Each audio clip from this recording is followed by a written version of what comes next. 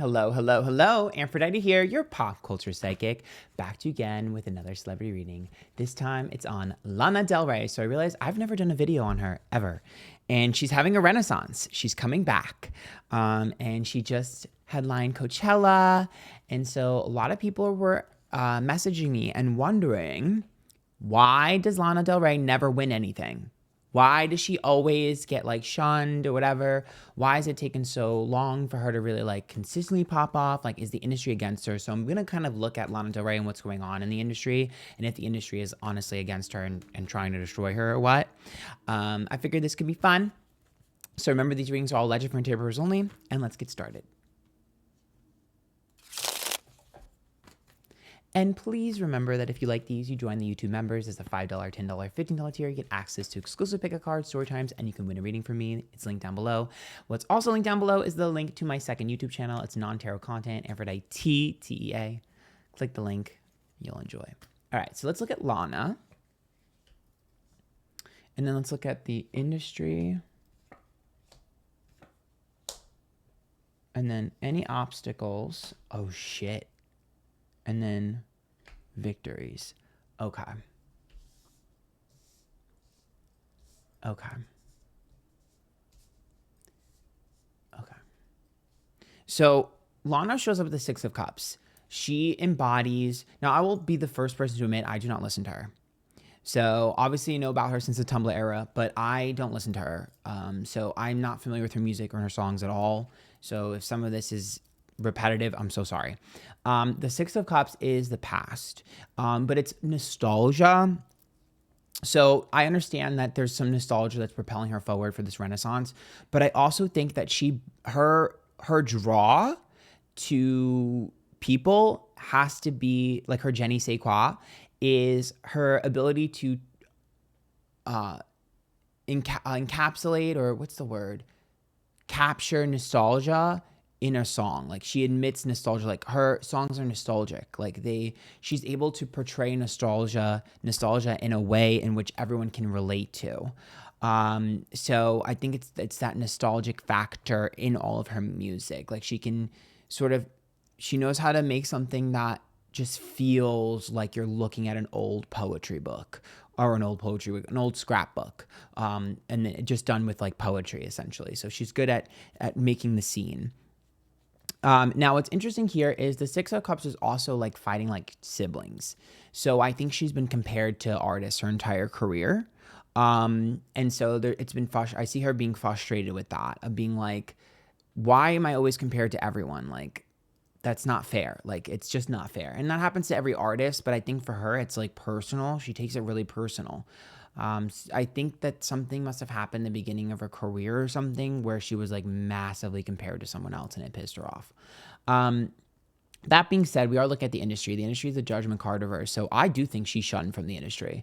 I absolutely do think that she's actually kind of blackballed. The judgment card is embarrassment and being shunned. And the Wheel of Fortune is a risk not worth taking. And the Ten of Pentacles is a waste of time and effort. I think that the industry thought that she would be a fad. I think that the industry refused to invest in her because they did not think that they would make any money from her. They really thought that she was a flop. They thought that she was a fad, that she was irrelevant, that nobody would really vibe with her. So I think that they were constantly trying to sort of evade her. And I see her as just someone that just is like a thorn in someone's ass. The Tower is the things that she's had to avoid, right? And it's rebuilding. She's had to rebuild from nothing over and over again. Everything was kind of being destroyed around her, and there was a lot of pain because it just seemed like things that were supposed to be for her were going to other artists, and there were other artists that were being made into Lana clones. This is how she feels. I'm in her energy. She's like, there are Lana clones, but you won't fund me. You won't do anything with me. The industry genuinely just thinks that she's like not that great. Like, that's what the industry was thinking. The machine of the industry was just like, you're not marketable. Which is interesting because the Knight of Cups is her strength here. That's like that's the emotional growth, which means that for some reason,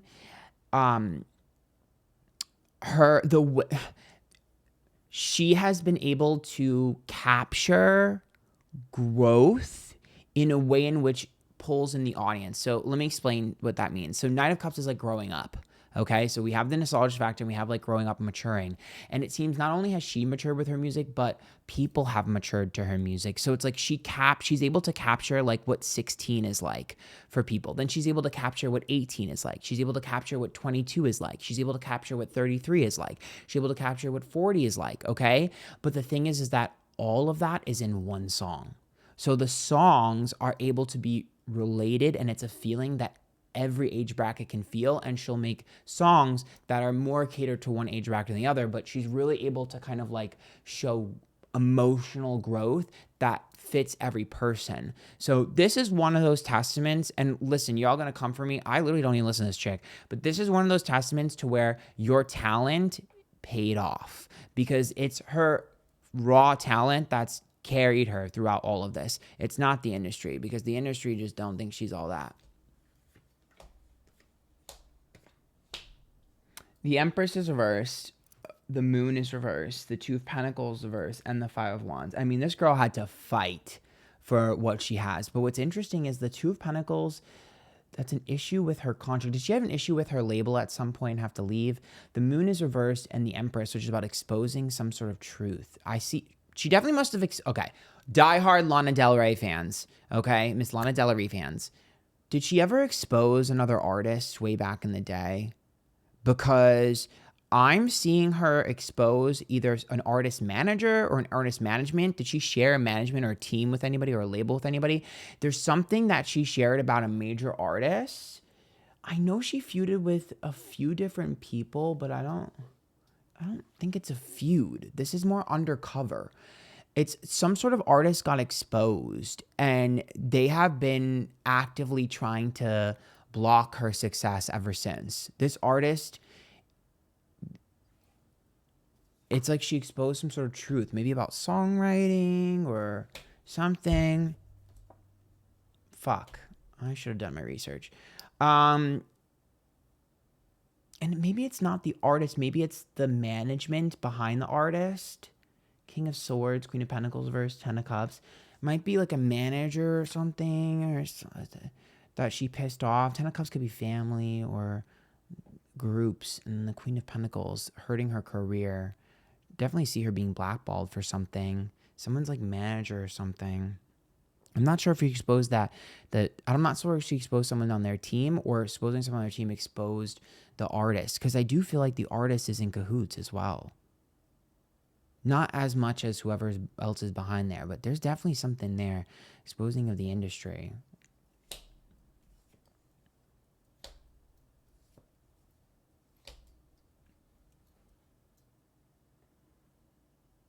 Did someone steal her songs or her vocals or something for something? Three of Wands, Strength card, Eight of Cups. It's about her wanting to give up because someone stole something of hers. Three of Wands, like an album, an idea. Somebody stole something of hers. It's like her wanting to give up. Yeah, the Six of Swords is reversed, which is someone was like completely changed who they were to kind of be like her, and stole a lot of her ideas and stuff, or stole her songs or her voice or something, just stolen in the industry. Two of Cups and the King of Wands.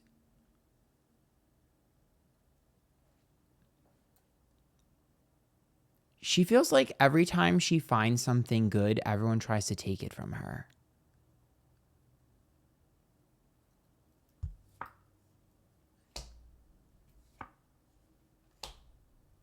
That goes for everything in her life. Her friends, her relationships, her career, her business moves, her aesthetics. The Hangman is reversed, Knight of Pentacles and Ace of Pentacles. You know what's interesting about this? Is I think that she's somebody who is not good at making money. She's good at making art. And I think every time she meets up with someone who's good at making money, they fuck her over. And so I think she has a chip on her shoulder about that. You know what's so interesting about this girl is like, she knows she's really talented, but she feels powerless because so many people, she's too talented to where she's a threat. And so she's like, you know, like when you're like really pretty and like you can't trust anyone, that's how it is with her. The Nine of Wands, King of Cups, and Six of Wands.